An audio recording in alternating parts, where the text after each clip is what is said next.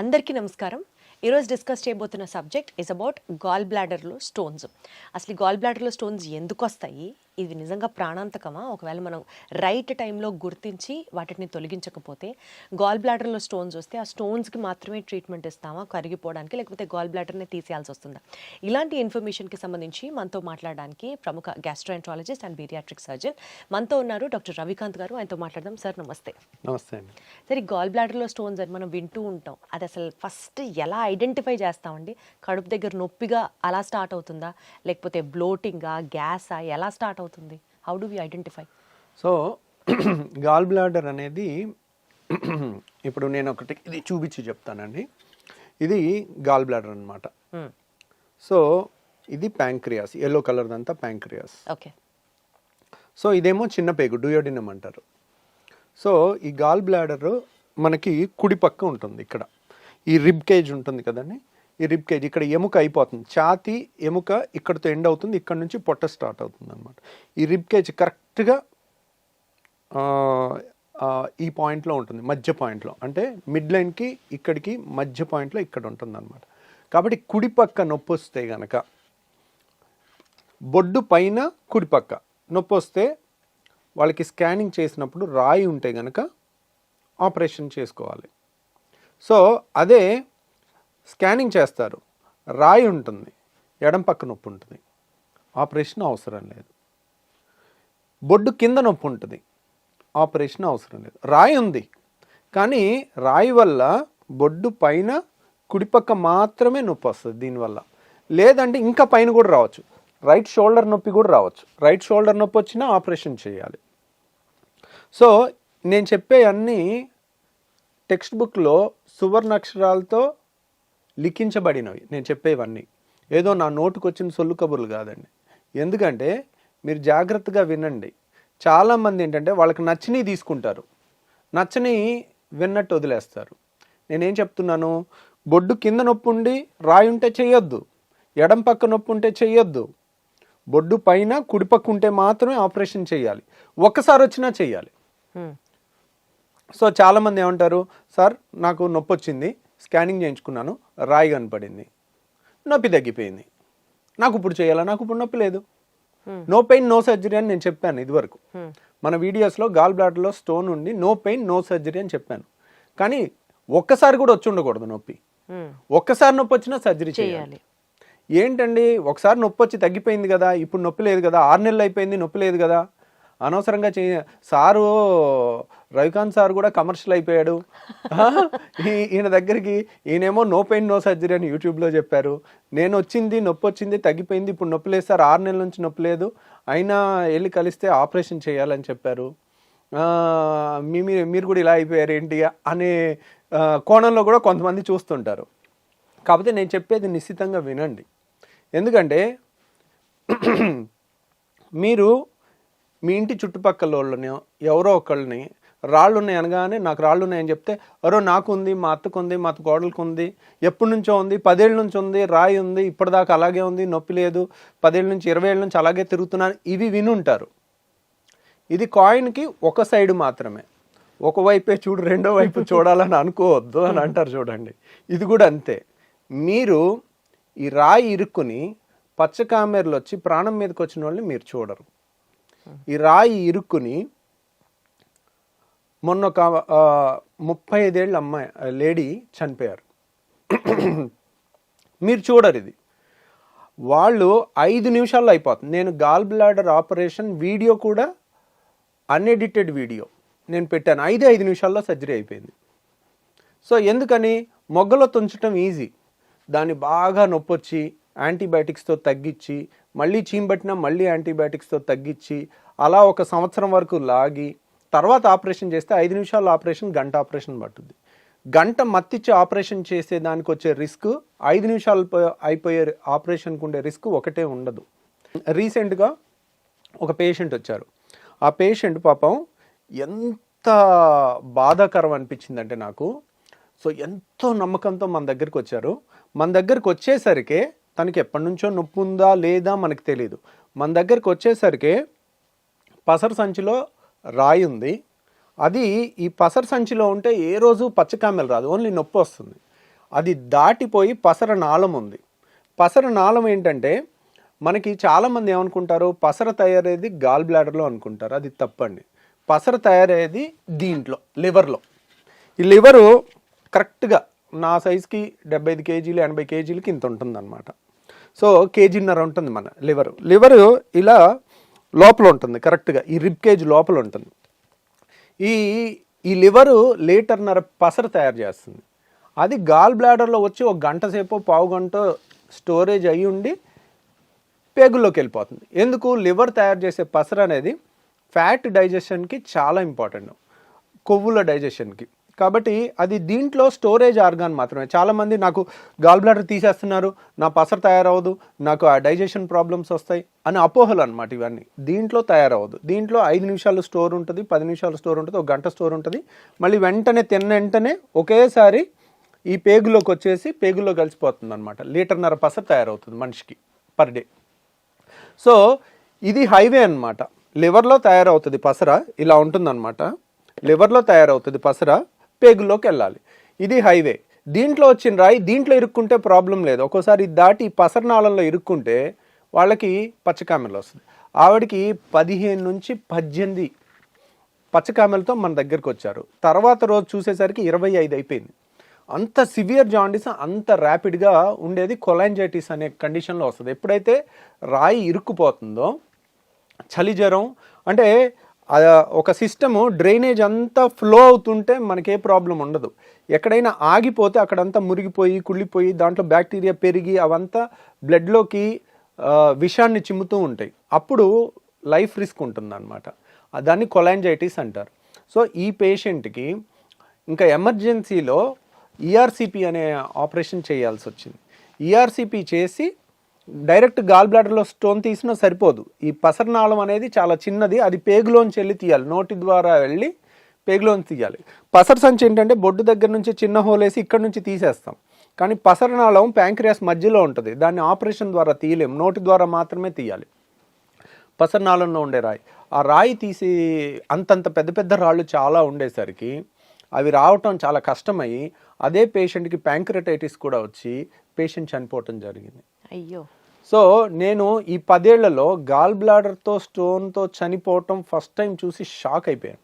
నేను ఎప్పుడో చూస్తున్నాను, కానీ నేను చూసిన వాళ్ళందరూ 50 ఏళ్ళు 60 ఏళ్ళు దాటిన తర్వాత చనిపోయారు. కాబట్టి 60-70 ఏళ్ళు దాటిన తర్వాత చనిపోతే అంత బాధ అనిపించదు. ఈవిడిది మాత్రం ఆ భర్త ఏడుపులు, 2 పిల్లలు అనాథలు అయిపోయిన పిల్లల ఏడుపులు చూసిన తర్వాత 2 రోజులు నిద్రపట్టలే నాకు. ఇంత చిన్న ప్రాబ్లంకి అనవసరంగా భయపడి పెద్దానికి 5 నిమిషాలు అయ్యే ఆపరేషన్కి 100 క్వశ్చన్లు అడిగి నిజంగా అవసరమా డాక్టర్ గారు అని మమ్మల్ని అనుమానంతో చూసి మనకెందుకు వచ్చిన గొడవలే గట్టిగా చెప్పడం ఎందుకని అనిపించే స్టేజ్ తీసుకొస్తున్నారు. అట్లా తీసుకురాకండి. నేను చెప్పిన రూల్ నెంబర్ 1 గోల్డెన్ రూల్ గుర్తుపెట్టుకోండి. గాల్ బ్లాడర్లో స్టోన్ ఉంది, కుడి పక్క నొప్పి వచ్చింది, బొడ్డు పైన కుడి పక్క, మిగిలిన ఎక్కడ నొప్పి వచ్చినా చేయించుకోవద్దు, ఇక్కడ వస్తే చేయించుకోండి. అయినా కానీ కన్సెషన్ అడగండి. నాకు వచ్చి తగ్గిపోయింది, ఒక్కసారి వచ్చింది, 2 సార్లే వచ్చింది, పచ్చకామెలు లేదా అలాంటి పెట్టుకోకండి. ఈ రూల్ అనేది మీరు పాటిస్తే మీకు సేఫ్టీ. మాకేముంది, మేం కాదు పడేది, మేము బాధపడగలం, ఒకరోజు జాలి పడగలం, ఒకరోజు, అంతేగాని మీ ఫ్యామిలీకి ఎక్కువ నష్టం జరుగుతుంది. సో ఇలా ఇంత సింపుల్ ప్రాబ్లమ్ని పెద్ద చేసుకోకండి. ఆ రూల్ అనేది గుర్తుపెట్టుకోండి. ఇంకొకటి, పెయిన్ ఉండదు కానీ ఫ్యాటీ డిస్పెప్సియా అంటారు. ఆయిల్ ఫుడ్ తిన్న వెంటనే మీకు గాల్ బ్లాడర్లో రాయి ఉంటే ఒకే ఒక పరీక్ష, ఈ పరీక్ష కూడా ఎక్కడ పుస్తకాల్లో ఉండదండి, ఇది కూడా ప్రాక్టికల్ కానీ చాలా యూస్ఫుల్. వాళ్ళు పప్పన్నం తిన్నారనుకోండి, వాళ్ళకి నొప్పి రాదు. అదే పప్పన్నంలో 3 చెంచాలు నెయ్యి వేసుకుని తింటే, ఎప్పుడైతే నెయ్యి ఫుడ్ నూనె ఫుడ్ తిన్నాం అనుకోండి, తినగానే వాళ్ళకి పసర సంచి నొక్కుంటుంది, పసర సంచిలో కాన్సన్ట్రేట్ అయ్యి నొక్కుంటుంది, ఒకేసారి పసర రిలీజ్ అవ్వాలి. ఎందుకు? ఆయిల్ ఫుడ్కి డైజెషన్ పసర కావాలి. సో నొక్కునేసరికి ఆ రాయి దగ్గర ఇరుక్కుని నొప్పి వస్తుంది అనమాట. అది బయటకు వచ్చే టైంలో ఇక్కడ చూడండి, ఇది ఒకేసారి నొక్కుంటే ఈ రాయి అంతా ఇక్కడికి వచ్చి ఇరుక్కుంటుంది, అందువల్ల నొప్పి వస్తుంది. సో నొప్పి కానీ ఇబ్బంది కానీ వస్తుంది తిన్న తర్వాత. కొంతమంది నాన్ వెజ్ తింటే నొప్పి వస్తుంది అనుకుంటారు. నాన్ వెజ్లో మసాలాలు కూడా ఉంటాయి, మసాలా వల్ల కాదు, నాన్ వెజ్లో చాలా ఆయిల్ ఉంటుంది, ఆ ఆయిల్ వల్ల నొప్పి వస్తుంది. సో కాకపోతే ఫ్యాటీ డిస్పెప్సియా, వాళ్ళు నాన్ వెజ్ చికెన్ కాకపోయినా కానీ పప్పన్నంలో అయినా 4 చెంచాలు నెయ్యి వేసుకుంటే వస్తుంది. సో ఇదొక టెస్ట్ అండి. దీంట్లో ప్లస్ వచ్చినా కానీ మీరు వచ్చి మీ అంతటి మీరు వాలంటీర్ చేసి డాక్టర్ గారు నాకు ఈ సమస్య ఉంది, మీరు చెప్పింది క్లియర్గా సరిపోతుంది, హ్యాపీగా చేసేసుకోండి, మా దగ్గర కాకపోయినా మీ దగ్గరలో ఎక్కడ ఏ డాక్టర్నా చేయించుకోండి, ఏం పర్వాలేదు. సో పావు గంటలో యాక్చువల్గా అయితే 5 నిమిషాలేనండి ఈ ఆపరేషన్ కరెక్ట్గా నేను చేసేది. మత్తు ఇవ్వటం పావు గంట, మత్తులోంచి బయటికి రావటం పావు గంట. ఎర్లీ స్టేజ్లో వస్తే అంత ఈజీగా అవుతుంది. సో బేసికల్గా అండి ఇందాక మీరు చెప్పినట్లుగా గాల్ బ్లాడర్లో స్టోన్ ఉంటే పొత్తి కడుపు కింద భాగంలో కానివ్వచ్చు, బొడ్డు కింద భాగం కానీ అవన్నీ అసలు ఎందుకు వస్తాయి నొప్పి? గాల్ బ్లాడర్ అంటే అక్కడే కదా నొప్పి రావాలి కాదా? అంటే వాళ్ళకి వేరే ప్రాబ్లం ఉంటుంది. ఆ నొప్పి మళ్ళీ వేరే కేసు. యాక్చువల్గా నొప్పికి 100 కారణాలు ఉండొచ్చు. ఓకే, గాల్ బ్లాడర్ వల్లే అయ్యి ఉండాలి. వాళ్ళకి స్కానింగ్ చేస్తే గాల్ బ్లాడర్ స్టోన్ కనపడుతుంది. అంటే ఆ నొప్పి అనేది వేరే కేసు, ఈ గాల్ బ్లాడర్లో స్టోన్ అనేది వేరే కేసు. ప్లస్ ఇప్పటికి కూడా గాల్ బ్లాడర్ చాలా మంది జనరల్ చెకప్ చేస్తారండి, చేస్తే స్టోన్ కనపడుతుంది. దానికి భయపడక్కర్లా, ఎందుకు నొప్పి లేదు మీకు. అది స్టోన్ ఉంది, స్టోన్ ఉంటే మీకు అన్నిసార్లు నొప్పి రావాలని రూల్ ఏం లేదు. స్టోన్ ఉండి నొప్పి లేకపోతే 20 ఏళ్ళైనా అలాగే ఉండండి. నేనేమి చేయించుకోమని చెప్పట్లా. నేను అడిగింది రెండు కుడిపక్క నొప్పి వచ్చినా ఇక్కడ కుడిపక్క ఎనీ సైడ్ ఇక్కడ నుంచి ఛాతీ చెస్ట్ మన కుడి భుజం వరకు ఎక్కడ నొప్పి వచ్చినా చేసుకోండి. ఫ్యాటీ డిస్పెప్సీ అంటే ఆయిల్ ఫుడ్ తింటే ఇబ్బంది కలిగినప్పుడు కడుపులో తెలియని ఇబ్బంది కలుగుతుంది. ఈ 2 కండిషన్స్ ఉంటే మాత్రం అశ్రద్ధ చేయండి. అసలు ఈ గాల్ బ్లాడర్లో స్టోన్స్ అనేవి ఎందుకు వస్తాయి డాక్టర్ గారు? గాల్ బ్లాడర్లో స్టోన్స్ అనేది దానికి పిగ్మెంట్ స్టోన్స్ అని ఉంటాయి, కొలెస్ట్రాల్ స్టోన్స్ అని ఉంటాయండి. దీనికి పలానా కారణం అని ఉండదండి. అవి stone composition cholesterol stones, non cholesterol stones, pigment stones అని ఉంటాయి. సో ఎందువల్ల అనేది ఒక్కోసారి ఖచ్చితంగా చెప్పలేము. ఫ్యాటీ ఫర్టైల్ ఫిమేల్ ఆఫ్ 40 ఇయర్స్లో వస్తుంది. అంటే ఫ్యాటీ అంటే లావున్న వాళ్ళకి వస్తుంది. సడన్గా బరువు తగ్గిన వాళ్ళకి కూడా రావచ్చు. అంటే మీరు సడన్గా ఉపవాసాలు చేసి ఒక 15 కేజీలు దగ్గర అనుకోండి, ఈ పసర కాన్సన్ట్రేషన్ ఎక్కువ ఉంటుంది, అలాంటి వాళ్ళకి రావచ్చు. ఫ్యాటీ ఫర్టైల్ అంటే ఫర్టైల్ ఏజ్లో ఉన్నవాళ్ళు, అంటే 15 to 40 ఇయర్స్. ఫిమేల్స్లో ఎక్కువ ఉంటాయి మేల్స్ కన్నా స్టోన్స్. ఆ 40 ఇయర్స్ లోపల కానీ 40 ఇయర్స్ అరౌండ్ ఉన్న వాళ్ళకి ఎక్కువ వస్తుంది అనమాట. ఇలా వస్తుంది. కానీ ఎందుకు అనేది అది బైల్ కాన్సన్ట్రేషన్ ఎక్కువ ఉన్నప్పుడు, పసర కాన్సన్ట్రేషన్ ఎక్కువ ఉన్నప్పుడు అవి ఒక స్టోన్ ఫామ్ అవ్వాలంటే మీకు ఒక్కొక్క పొర దాంట్లో తయారవ్వాలంటే మీకు ఆల్మోస్ట్ ఒక 10 ఏళ్ళు పట్టుద్ది. ఈ సైజు స్టోన్ రావాలంటే వెంటనే వచ్చేవి, అవి స్లోగానే వస్తాయి అన్లెస్ మరీ కాన్సన్ట్రేటెడ్ బైల్ ఉంటే తప్పితే. సో బేసికల్గా ఇప్పుడు మీరు చెప్పినట్లుగా ఇమ్మీడియట్గా సర్జరీ చేసేసాం అనుకోండి, వాళ్ళు తిరిగి వాళ్ళ నార్మల్ లైఫ్ స్టైల్కి వచ్చేయచ్చా? ఈరోజు మార్నింగ్ ఆపరేషన్ చేస్తే రేపు మార్నింగ్ ఇంటికి వెళ్ళిపోతారు. 3వ రోజు నుంచి అన్ని పనులు చేసుకోవచ్చు. ఓకే, కోత ఉండదు, కుట్టు ఉండదు. లాప్రోస్కోపీ ద్వారా తినాలి, ఇంకా ఫ్యాటీ ఫుడ్స్ తినకూడదు, అన్ని తినొచ్చు. అప్పుడు ఫుల్గా తినొచ్చు. ఓకే, ఎందుకంటే అప్పుడు ఫుల్గా ఆయిల్ ఫుడ్ తిన్నా కానీ పసర సంచి నొక్కుకోదుగా, పసర సంచే లేదు, డైరెక్ట్ లివర్లో తయారవుతుంది పసర, పేగుల్లోకి వెళ్ళిపోతుంది. హైవే ఉంది మనకి, కామన్ బైల్ డక్ట్ అనేది. గాల్ బ్లాడర్తో పనే లేదు. అది చాలా మంది అంటుంటారు, డాక్టర్ గారు దేవుడు నాకు గాల్ బ్లాడర్ ఇచ్చాడంటే దానికి ఏదో ఒక పని ఉండి ఉంటుంది కదా, మీరు తీసేస్తే ఎందుకు దానివల్ల నేను ఎన్ని బాధలు పడతానో తర్వాత మీకే ఎలా అవనని మీరు గ్యారెంటీ ఎలా ఇస్తారు? ఏమండి, మనం ఊరికే తీయట్లా, దాంట్లో రాయి ఉంది, దానివల్ల ఇబ్బంది ఉంది, దాన్ని ఉంచుకోవటం వల్ల నష్టం చాలా ఎక్కువ ఉంది, అందుకని తీస్తున్నాం. మీరు రెండో వైపు చూడలేదు కదా, రెండో వైపు మేము చూస్తాం. మీకు చూసే ధైర్యం ఉంటే నా దగ్గరికి రండి. నా దగ్గర అన్ని కుళ్ళిపోయిన గాల్ బ్లాడర్లు, ఇంత చీంబట్టిన గాల్ బ్లాడర్లు, దాని మీద ప్రాణం పోయిన వాళ్ళు, ఆ ఆపరేషన్ లేట్గా వచ్చినందువల్ల వాళ్ళ నెంబర్లతో సహా ఉంటాయి. వాళ్ళ ఇంటికి వెళ్ళి ఫ్యామిలీతో మాట్లాడితే మీకు తెలుస్తుంది. సార్ ఇప్పుడు గాల్ బ్లాడర్లో స్టోన్స్ ఉంటే స్టోన్స్ మాత్రమే తీయడం అవ్వదా సార్? గాల్ బ్లాడర్ మొత్తం తీసేయాల్సిందేనా? గాల్ బ్లాడర్లో స్టోన్ మొన్నొకటండి, గాల్ బ్లాడర్లో స్టోన్ ఉంటే గాల్ బ్లాడర్ మొత్తం తీయాలి, స్టోన్ ఒక్కటి తీయకూడదు అనమాట.